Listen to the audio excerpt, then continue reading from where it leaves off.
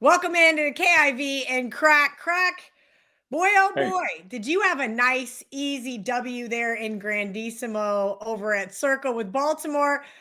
I zigged and zagged a little bit. We took Detroit in Circa and we took Dallas in the 5K over there at the Westgate Superbook. And that one got a little sweaty.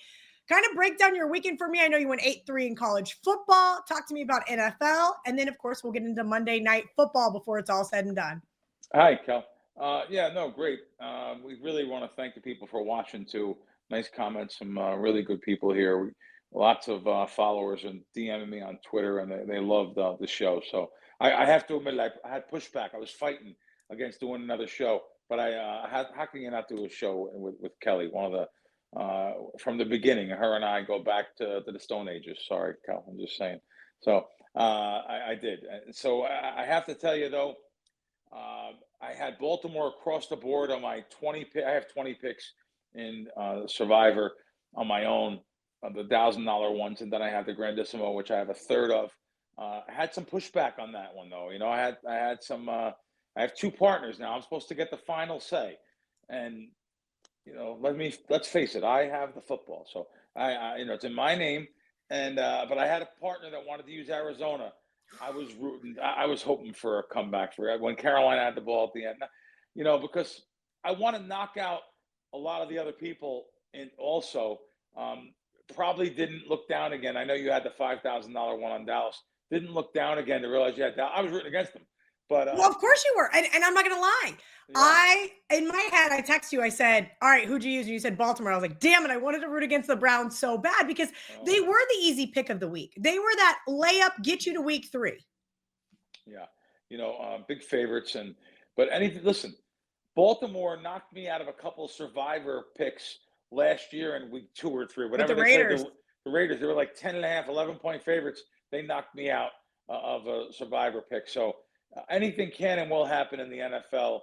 You're paying a tax on these teams that you think are so great. Like I'm hearing people say, man, I knew Green Bay was going to be there. And now you can bet them, like MGM and Caesars and DraftKings FanDuel. You can bet, which I love. Every week a new line comes up for each team's. Will they make the playoffs? Their season wins. You can bet that stuff. Well, everyone knows about Green Bay. So if you bet into that market, you're going to bet a tax. You're going to be paying a tax. And to be real blunt, you're probably better off mathematically betting the other way. I know it's not fun betting under or no playoffs. By the way, I think Green Bay is going to make the playoffs, but I'm not laying 5-1 or 7-1, whatever it may be.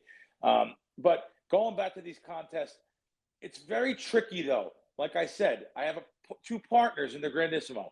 One guy doesn't care. He was going to get his own entry. He's like, he's got a private jet. He's a friend of mine. He's very wealthy. He's like, whatever you pick, Crack is good. The other guy, he's a gambler. He's from Myrtle Beach, and a lot of gamblers in Myrtle Beach, and he's a big money guy too. And he fought me on Baltimore. Said we should save them and let's go to Arizona and listen. I'd rather have $100,000 on Baltimore than I would on Kyler Murray in Arizona. That's the way I looked at it.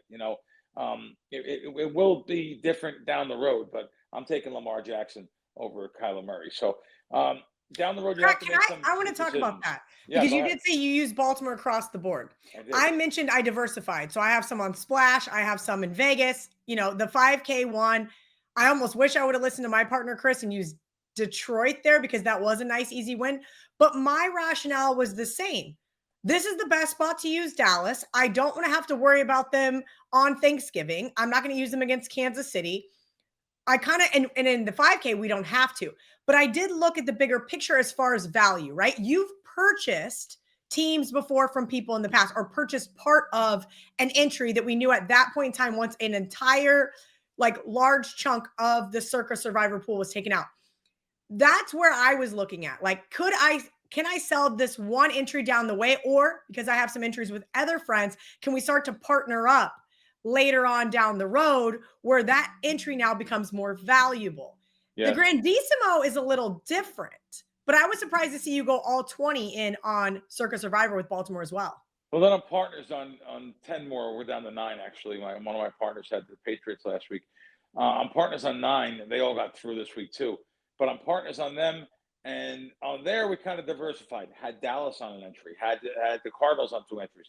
but we did have the other 7 were on Baltimore. So kind of went all in. The all-in strategy for me is great at the beginning of the season. As it gets a little bit further, I want to maybe move them around a little bit. But as far as I watch a great show, and I forget the name of the show because I'm not really giving a plug to them, but there's a great show on Survivor. There's a couple different ones, but these 2 guys, one's very sharp. He had a part of a winning team. He said last year, everyone that won that contest, nobody had a team under 3.5 point favorite. It was all 3.5, 4, 5, 6, 7. Well, that is great to pick and bob and weave.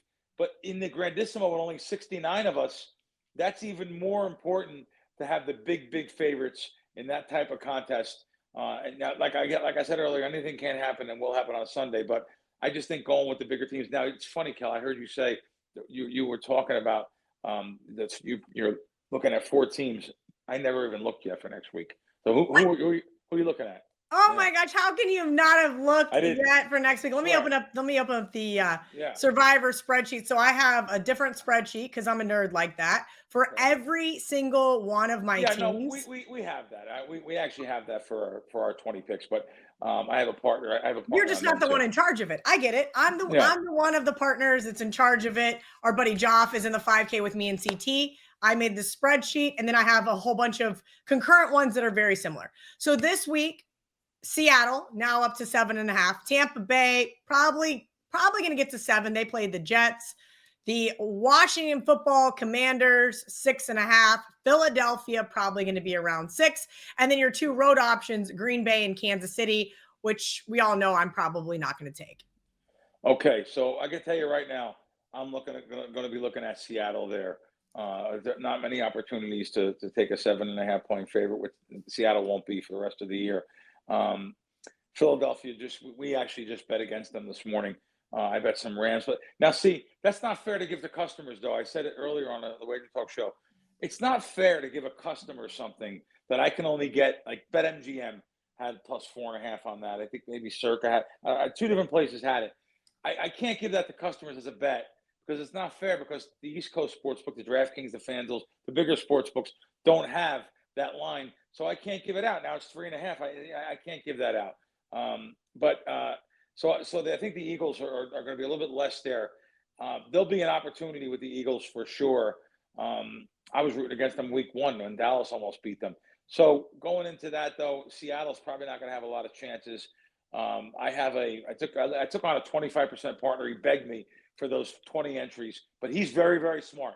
So I said to him, every week you send me what you think every single week, because he has the whole thing mapped out every single week. By the way, all these guys that map these out every single week never get to the finish line. Never. Sorry.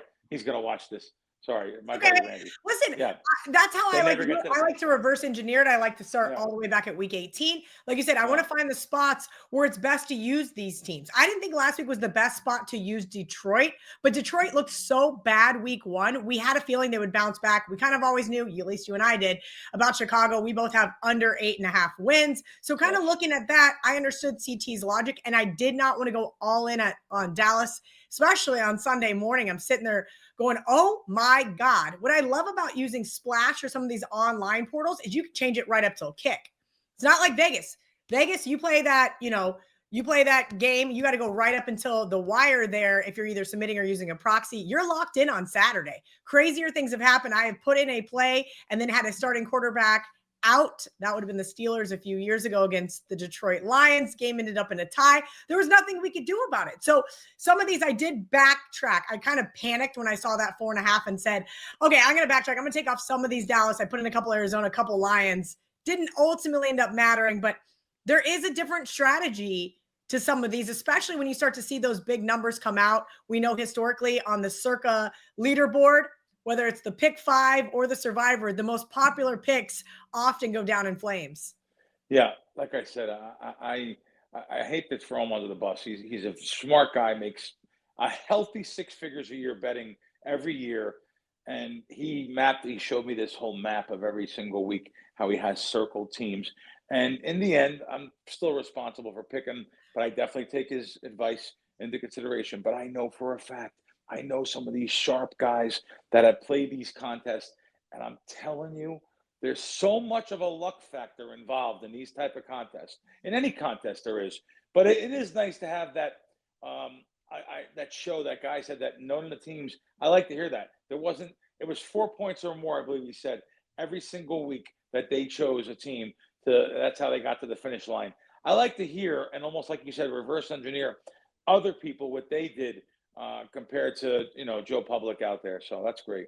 Absolutely. Speaking of Joe Public, they cleaned up on Saturday, but so did you. 8-3. I had just 3 bets. Went 2-1 against the spread. Vandy outright winner.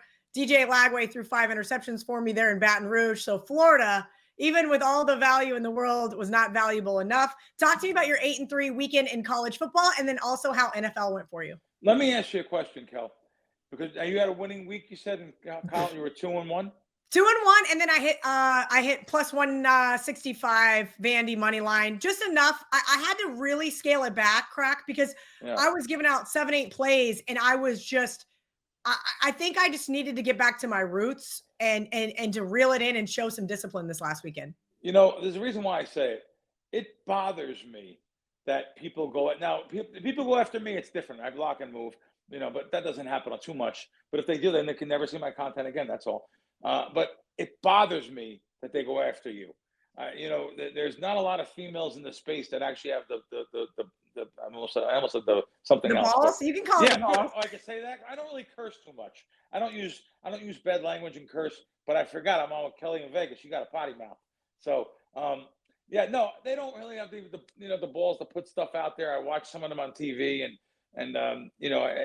sometimes it just makes me get really aggravates me. One person was aggravating me. I said something to him recently. It's tough alone being a female in the space, being a man in the space, but being a female, you guys are up against it. And by the way, some of them are total frauds. I can't stand them. I trained a girl, a waitress. I trained her the terminology of sports betting. I showed her exactly what to do. I asked her to come on a podcast like a year later or 2 years later, and she was too busy for me. She didn't know what 11 to 10 meant at the time, but no big deal. It just happens. You learn lessons, you go on. But anyway, college, listen, that's kind of my forte. So I make a lot of college bets throughout the week. And I tell my assistant there, Anthony, which ones to send as far as the better ones. I want to send to the public, and lots of times, Kel, I don't even bet them because I know they're going to move in my favor. So if I give out under 53, if I bet it you can't bet anything at Circa or Westgate because they're smart. They're guys at Westgate. They over move what I bet. So that's where I bet the Rams. That's where I bet the Rams today. I bet the Rams plus 4.5. Bang! They didn't even go to 4. They went to 3.5. So they knew, like they over move. They know what's up. So I can't bet something and give it out a lot of times. I don't front run customers. I'm giving out an obtainable line. So those college totals move a lot. So I like to give you guys the right lines and something that's obtainable. And listen, like I said, college is probably my forte. NFL props probably second. You know what? I shouldn't say that. NFL props the last decade has been unbelievable. I probably should up their percentage, but like I even asked Anthony, I said, what is our percentages we're using here?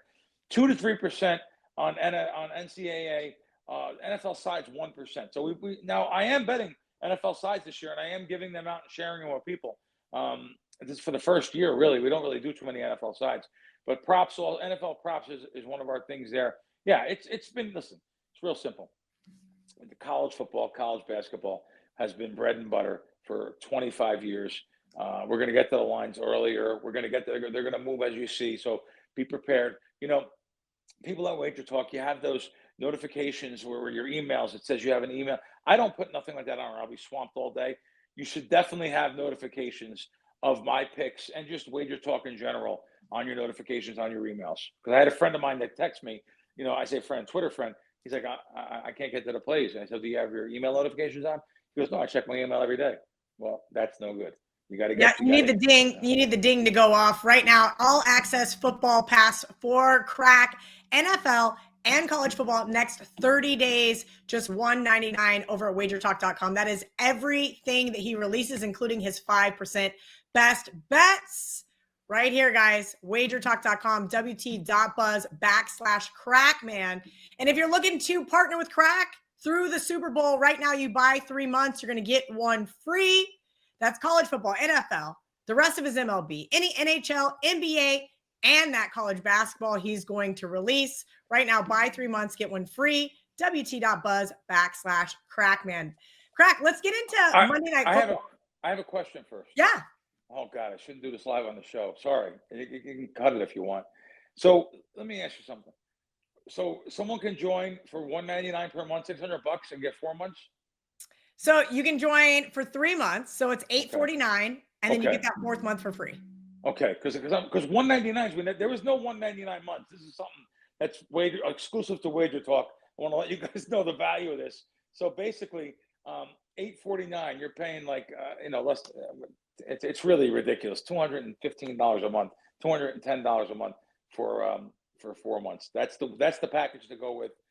I may sign up for my own package. Okay. It's just value. It's TEV. It's EV.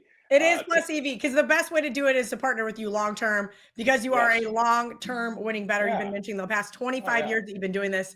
That's why we're so happy to have you here with us at wagertalk.com. Crack. Kelly, I got a free prop. Okay. Am I supposed to even give that out? I don't even know. Yeah, of course. Listen, we've got kickoff is in about 6 hours. Oh, okay. So this will get out there today, the show? Yeah, we'll have JH clip it. We'll put you all over TikTok, all over Instagram, make you famous. Okay. Baker Mayfield under 20.5 completions. You shop around for this. I'm looking at BetMGM. I said it on the earlier show. They have 20.5 under 30. Shop around for this. You'll be able to find a better line. I only checked at one spot right now. Again, I didn't bet this yet. I'm going to let you guys bet it and see what happens here. He took a lot more deep shots last week. I noticed that's going to be maybe the plan tonight too. The Texans have a really good defense, good pass defense. So there's a free prop for tonight's game. Tonight's game's amazing, Kel. Everybody I know, like 4 different groups. Yes, there's 4 different groups gave out the Raiders plus 3.5, including me. I could still find that, like all over Vegas. I still see Raiders plus 3.5. Something's funny about this game, but I'm still going with my side. I bet a lot of money on it. Raiders plus 3.5 at home. I might be the only person Kel, that turned down 2 sweet tickets for tonight. I really don't go to games. It's just not my thing. But I got to be honest. The suite is really nice, plush, all the food and drinks included. Plus, you get the food out in the hallway, which is upscale. And then they have downstairs, you have access to this with your suite pass. You get like lobsters and shrimp and ridiculous buffet. That's like high level. It really is. I usually go to 1 game a year. I should have went to this game. Just that I was told like yesterday, last minute. And to be honest with you, you're going to laugh. I probably had nobody to go with. People think that I have a ton of friends. Oh, Crack, you're always with a bunch of people and no, I have no real hardcore friends. I mean, well, if I was in Vegas right now, Crack, I would definitely not turn down a suite at Allegiant Stadium. I have only been there for a soccer game. USA Mexico, went with the Superbook group. I had the best time. I bet the tie, and betting a tie in soccer was really exhilarating. It ended up being 0-0 and went to overtime. USA won. But you're right. The suite experience there is incredible. Oh, incredible. You text me. I'll find somebody to go with you. I guarantee it. I know. Listen, of course I can find. I hang around. I have a whole island of misfit toys I hang around with. Don't worry. I don't mean to throw them under the bus either. But once in a while they bluff and go for a tip. I can't even believe it. Wow, it's pretty good. Good bluff. I of course I'm just fooling around. Of course I always want to pay anyway. But yeah, so that and the other game, the money line still available. I see. I laid like 135 on the money line on the Texans. It's 142 at Circa. I'm looking. It's still, but it's NFL. These are NFL sides, people. Very hard to beat, especially betting the day of the game. On my Fox show on the weekends, I have a challenge. Anyone to bet 5 games against the spread 5 minutes before post. That's how hard, and no one's ever won. That's how hard it is. That's how efficient that line is. Day of the game at post time, when every single sports book in America has a line of people that get shut out. It shocks me. You have all week to make your bets. You're at the sports book all day Sunday. Get up to the line. 20 people go, they throw their papers in the air. I can't believe I missed because they do not know what they want. They're online still determining what they want. I call them chow mainers. I said this already. They're the people in the Chinese restaurant that go, the waiter comes around. You have the whole time, and give me the chow mein. They're chow mainers. They don't know what they want. Just give me chow mein. So just give me the favorite. Objectively hilarious, Krack. I'm going to ask you, just because there weren't a lot of teaser options this week, but I did tease the Bucs tonight with the Colts from yesterday. Is that something you do? I have a guy that still gives me -110 on 2-team 6-point teasers. Obviously, I know those are completely dead in pretty much the legal markets, but your thoughts, should I be looking at maybe a little Texans money line here as well, going for that large middle? No, probably not. I'm not saying for you to do that. And just hearing that you have a 110, -110. When I first started professional gambling on a professional level 30 years ago, I had -110. I had even chops. I had so many places that had 6-point even, 6.5, 110, 7-point, 120. That's all over now. And you're right. DraftKings just went to 135, hitting people over the head with a pan when you walk in the door over there at DraftKings. They just want losersonly.com should be their new name. It's amazing. I'll go after places. I don't even care about, maybe Krack, be careful. They may sponsor a show in the future. Yeah, keep the show. I don't want it. So anyway, they were the best, and I advertised for them. I pushed for them. They were -120 on 6-point teasers. I haven't given any teasers out because I'm afraid that 90% of the clients bet with these legal spots. The spots that are offshore, though, they still have 6-point 110. Absolutely, I'd be firing them. It's just the basic strategy teasers too, going through the key numbers of 3 and 7 on home teams, especially. But you could do. Did you say you had the road team you teased? Yeah, so I teased the Bucs with the Colts. Okay. I liked the Colts. Then it obviously went to 2.5, as we saw. And I thought, I know that 2.5 is a better number than +1, Krack. But when you kind of look at that, and I knew a lot of sharp guys at Wager Talk were on the Broncos, it was kind of one of those spots where I was like, you know what? I do think this is going to be a closer game. The Colts have played really well so far this year. Denver Broncos ended up getting slashed. The final result didn't matter. I thought the lower total made sense. This is not quite a low total, right? It's right there in the middle. And I'm kind of starting to pull back. I know a lot of people that I think and respect are on the Texans. So that's what I was trying to figure out. Am I overthinking it? Should I take a little bit back if I can find like a -135, -140 on the other side? Or do I just sit back and say, you know what? I put in a good teaser bet. The final result is what it is. I am not a guy that ever hedges anything unless I bet too much on something, which is rare. The weather or a late injury comes out. So I'm not one to go back on anything, even though you have a nice bet. But if you bet a large amount of money and you want to lock up something and see if you can catch a middle, I have no problem betting 25%. That's the number, by the way. I won't go over 25%. 25% of your bet, and that's what I would do. Kel, I'm going to say it on the show only because I love Johnny. He's going after me a little bit here because the earlier show I got mad. Not mad, I get mad and I speak my mind about things, and sometimes you can't do that in many places in the world. So Andy asked me, "What do you have up today?" So now I was looking and I'm trying to find myself. I'm like, well, hold on, Andy. I got some other guy I couldn't, and I had to find myself. I said, I'm at the bottom for some reason, but Marco's on the bottom, so I understand how that thing works. I understand. I was more or listen. If it's not you, it's me. We stay on the John shit list. Whether it's Johnny Detroit, whether it's John Murray, he's firing text at me, Johnny. You're in the main brick, all right? Like screaming at me. You're in the main brick. I got you pulled up. I really like him. I hate to give him a big head. He's my type of guy, though. I really like him. I never really knew who he was. I had some in-depth conversations with him on the phone, like 30, 40 minutes. I'm like, Johnny, I haven't done this since I was in high school trying to grab a broad. Sorry, I'm going to say it like that. But 40 minutes on the phone? Come on. What do we? But however, that's because we have so many different things that we gel with together. I feel like I could say anything to him. So, and I feel the same thing with Rick Alec. I know Rick 30 years. I knew his dad. We have a great family over at Wager Talk. It's always a little tough love, but always comes from a good place. Just like hanging out with Krack, Sometimes he may tell me I'm wrong, but that's only because he loves me. You guys, every single Monday, you can join Crack and I. We'll give you 20 or 30 minutes of our time. Crack, wt.buzz/Krackman. You guys can get on board with him for $1.99 a month right now. Crack, you were the best.